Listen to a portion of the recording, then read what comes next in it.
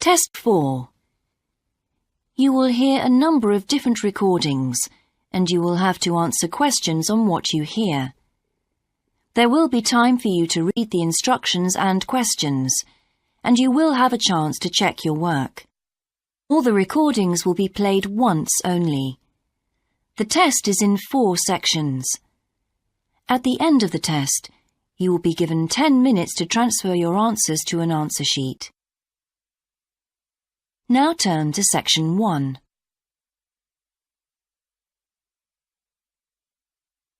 Section 1. You will hear a man telephoning to ask about a job in a hotel.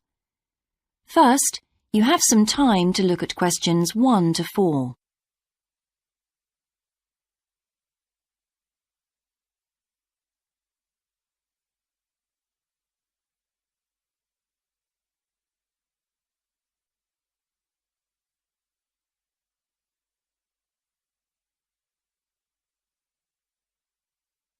You will see that there is an example that has been done for you.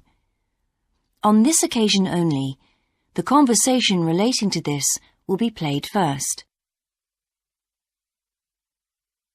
Hello, West Bay Hotel. Can I help you? Oh, good morning. I'm ringing about your advertisement in the Evening Gazette. Is that the one for temporary staff? That's right. The advertisement is for temporary staff, so temporary has been written in the space. Now we shall begin. You should answer the questions as you listen, because you will not hear the recording a second time. Listen carefully and answer questions 1 to 4. Hello, West Bay Hotel. Can I help you? Oh, good morning. I'm ringing about your advertisement in the Evening Gazette. Is that the one for temporary staff? That's right. Yes, I'm afraid the person who's dealing with that isn't in today, but I can give you the main details if you like.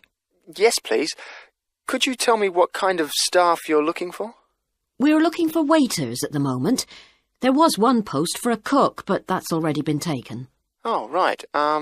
What are the hours of work? There are 2 different shifts. There is a day shift from 7 to 2 and a late shift from 4 till 11. And can people choose which one they want to do? Not normally, because everyone would choose the day shift, I suppose. You alternate from one week to another. OK, I'm just writing all this down. What about time off? You get 1 day off, and I think you can negotiate which one you want. It's more or less up to you, but it has to be the same one every week. Do you know what the rates of pay are? Yes, I've got them here. You get £5.50 an hour, and that includes a break. Do I have to go home to eat, or...? You don't have to. You can get a meal in the hotel if you want to, and there's no charge for it, so you might as well. Oh, good. Yes, so let's see. I get £231 a week. You'd also get tips. Our guests tend to be quite generous. Before you hear the rest of the conversation, you have some time to look at questions 5 to 10.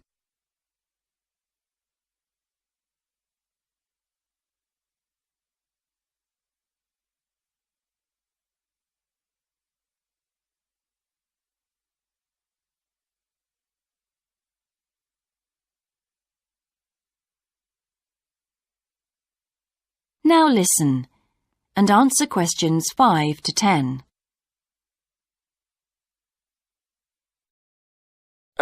Is there a uniform? What about clothes? Yes, I forgot to mention that.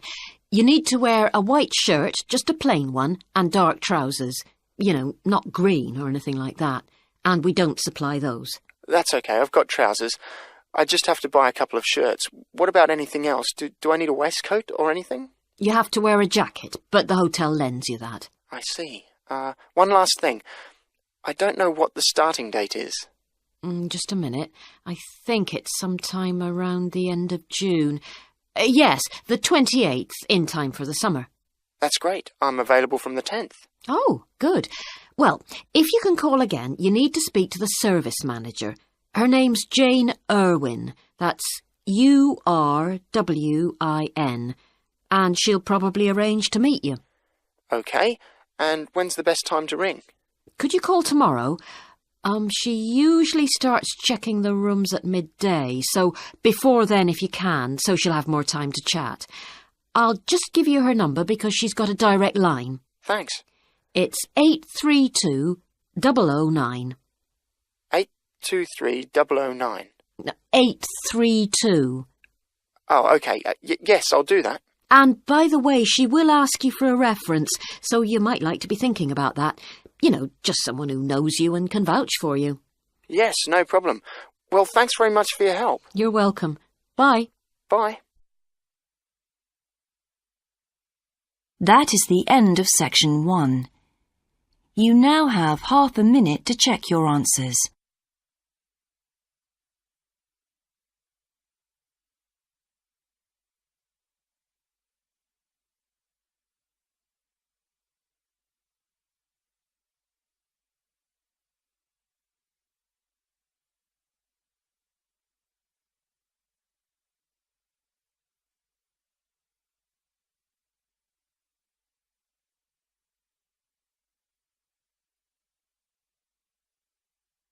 Now turn to section 2.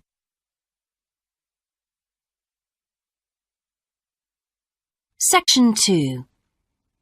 You will hear a man being interviewed on local radio about a plan to improve a suburb called Red Hill. First, you have some time to look at questions 11 to 13.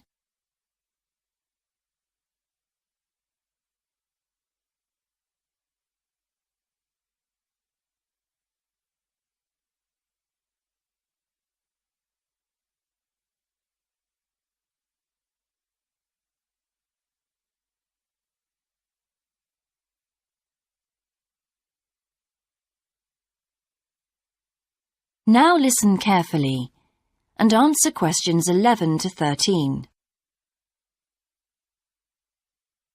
Good morning and welcome again to Your City Today. With me today is Graham Campbell, a councillor from the City Council.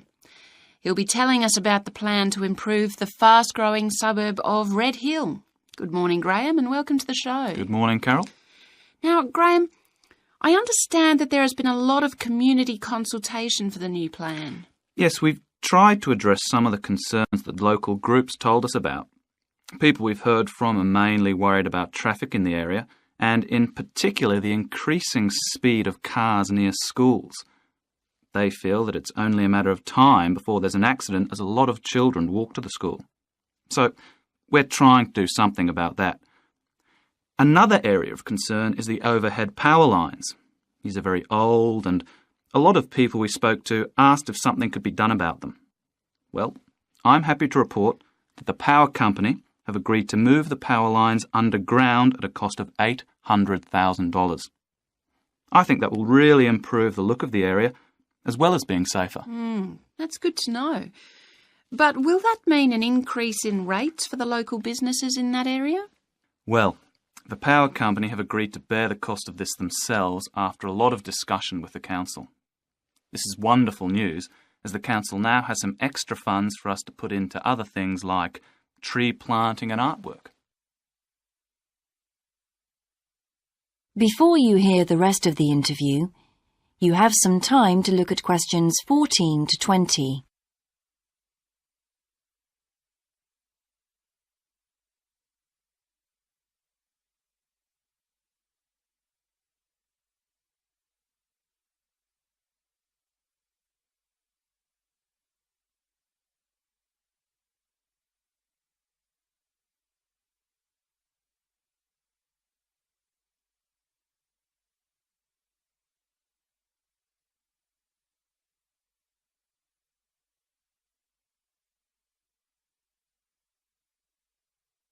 Now listen and answer questions 14 to 20.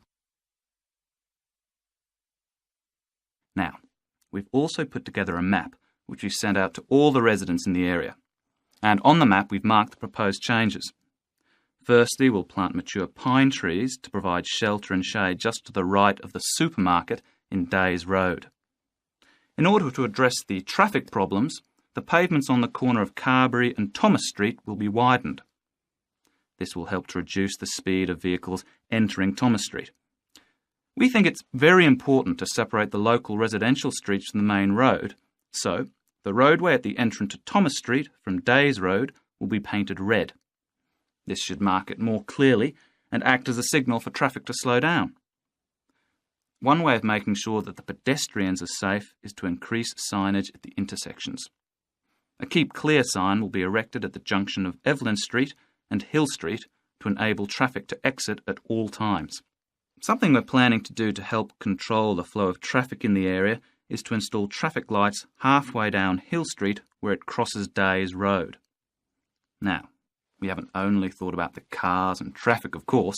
There's also something for the children. We're going to get school children in the area to research a local story, the life of a local sports hero, perhaps. And an artist will incorporate that story into paintings on the wall of a building on the other side of Hill Street from the supermarket. And finally, we've agreed to build a new children's playground, which will be at the other end of Hill Street, close to the intersection with Carberry Street. Wonderful. Now, what's the next stage? Well, the final plan... That is the end of section 2. You now have half a minute to check your answers.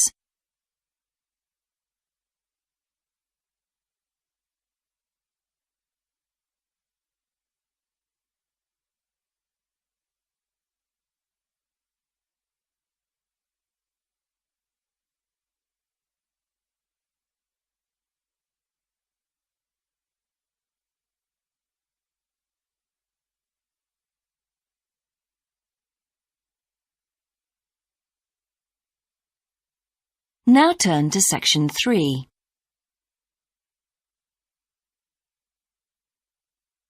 Section 3. You will hear two students called Dan and Jeannie discussing their studies at university. First, you have some time to look at questions 21 to 26.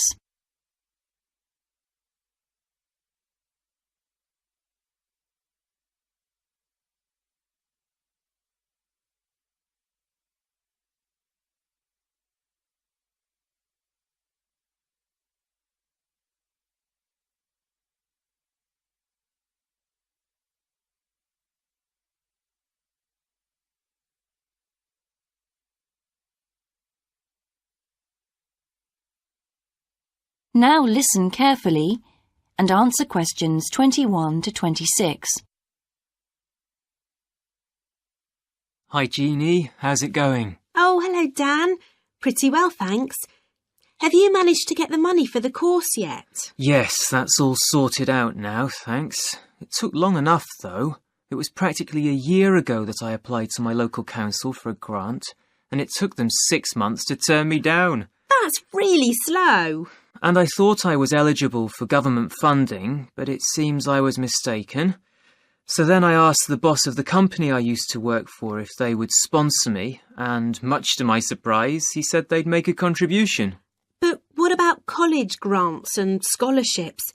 There must be some you could apply for. Yes, there are, but they're all so small that I decided to leave them until I was desperate. Uh-huh. And in fact, I didn't need to apply. My parents had been saying that as I already had a job, I ought to support myself through college. But in the end, they took pity on me, so now I've just about got enough. That's good. So now I can put a bit of effort into meeting people. Haven't had time so far. Any suggestions? What about joining some college clubs? Oh, right. You joined several, didn't you? Yes, I'm in the drama club. It's our first performance next week, so we're rehearsing frantically, and I've got behind with my work. But it's worth it. I'm hoping to be in the spring production too. I've never liked acting. Are you doing anything else? I enjoyed singing when I was at school, so I joined a group when I came to college. I don't think the conductor stretches us enough, though, so I'll give up after the next concert. And I also joined the debating society. It's fun, But with all the rehearsing I'm doing, something has to go, and I'm afraid that's the one. Do you do any sports? Yes, I'm in one of the hockey teams. I'm not very good, but I'd really miss it if I stopped.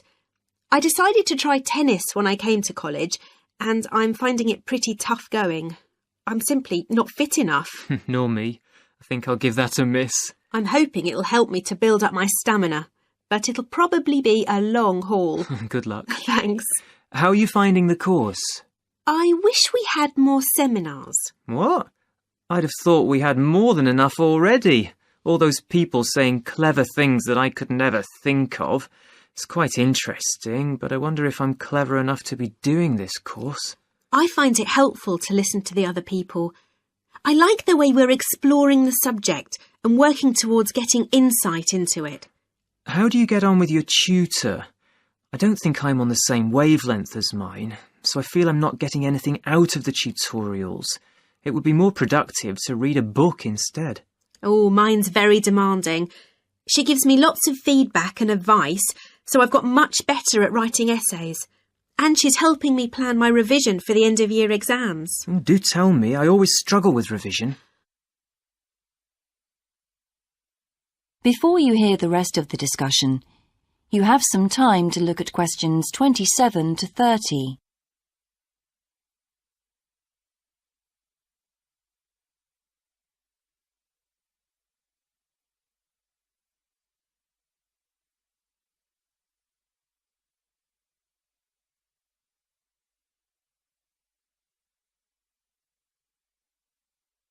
Now listen and answer questions 27 to 30. Well, the first thing is to find out exactly what's required in the exams. Would it help to get hold of some past papers? Yes, they'll help to make it clear. Right, I'll do that. Then what? Then you can sort out your revision priorities based on what's most likely to come up. I put these on a card and read them through regularly. Uh-huh. But that isn't enough in itself. You also need a timetable to see how you can fit everything in the time available. Then keep it in front of you while you're studying. I've done that before, but it hasn't helped me. Maybe you need to do something different every day. So if you break down your revision into small tasks and allocate them to specific days, there's more incentive to tackle them. With big topics, you're more likely to put off starting. Good idea. And as I revise each topic, I write a single paragraph about it. Then later I can read it through quickly and it helps fix things in my mind. Oh, that's brilliant. I also write answers to questions for the exam practice. It's hard to make myself do it though. Well, I'll try. Thanks a lot, Jeannie. That's a great help. No problem. See you around. Bye. That is the end of section 3. You now have half a minute to check your answers.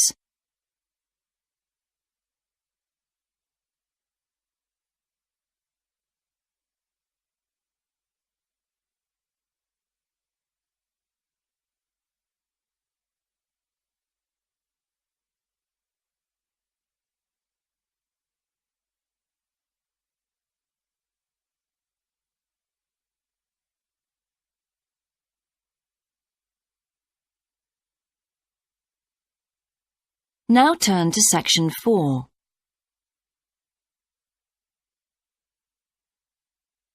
Section 4. You will hear a lecturer giving a talk about Australian rock art to a group of archaeology students. First, you have some time to look at questions 31 to 40.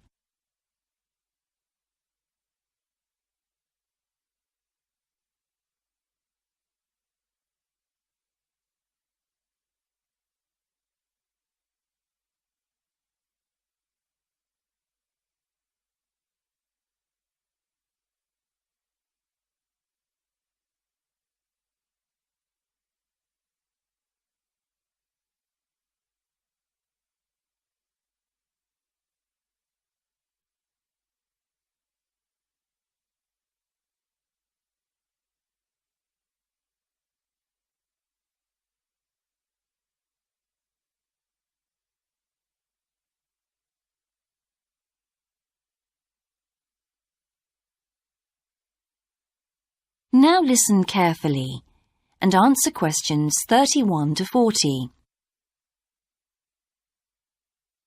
Good morning, everyone. I've been invited to talk about my research project into Australian Aboriginal rock paintings. The Australian Aborigines have recorded both real and symbolic images of their time on rock walls for many thousands of years. Throughout the long history of this tradition, new images have appeared and new painting styles have developed. And these characteristics can be used to categorise the different artistic styles. Among these are what we call the dynamic, yam, and modern styles of painting. One of the most significant characteristics of the different styles is the way that humans are depicted in the paintings. The more recent paintings show people in static poses, but the first human images to dominate rock art paintings over 8,000 years ago were full of movement. These paintings showed people hunting and cooking food, and so they were given the name dynamic to reflect this energy. It's quite amazing considering they were painted in such a simple stick-like form. In the yam period, there was a movement away from stick figures to a more naturalistic shape. However, they didn't go as far as the modern style, which is known as X-ray because it actually makes a feature of the internal skeleton as well as the organs of animals and humans. The yam style of painting got its name from the fact that it featured much curvier figures that actually resemble the vegetable called a yam, which is similar to a sweet potato. The modern paintings are interesting because they include paintings at the time of the first contact with European settlers. Aborigines managed to convey the idea of the settlers' clothing by simply painting the Europeans without any hands, indicating the habit of standing with their hands in their pockets. Size is another characteristic. The more recent images tend to be life-size or even larger, but the dynamic figures are painted in miniature. Aboriginal rock art also records the environmental changes that occurred over thousands of years. For example, we know from the dynamic paintings that over 8,000 years ago, Aborigines would have rarely eaten fish, and sea levels were much lower at this time. In fact, fish didn't start to appear in paintings until the yam period, along with shells and other marine images. The paintings of the yam tradition also suggest that, during this time, the Aborigines moved away from animals as their main food source and began including vegetables in their diet, as these feature prominently. Freshwater creatures didn't appear in the paintings until the modern period from 4,000 years ago.